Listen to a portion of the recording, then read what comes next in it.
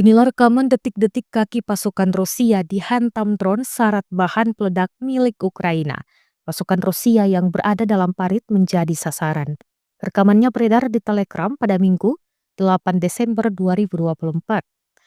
Dalam keterangan unggahan disebutkan, video serangan ini diunggah para pejuang unit totem. Militer Ukraina mengklaim cacat signifikan terlihat pada orang-orang Rusia, salah satu kakinya tidak berfungsi. Rekamannya pun kini telah menuai berbagai komentar dari warganet. Dan diketahui pula perang Rusia dan Ukraina telah memasuki hari ke-1018 pada Minggu 8 Desember 2024. Hingga kini belum ada tanda-tanda perang akan segera berakhir.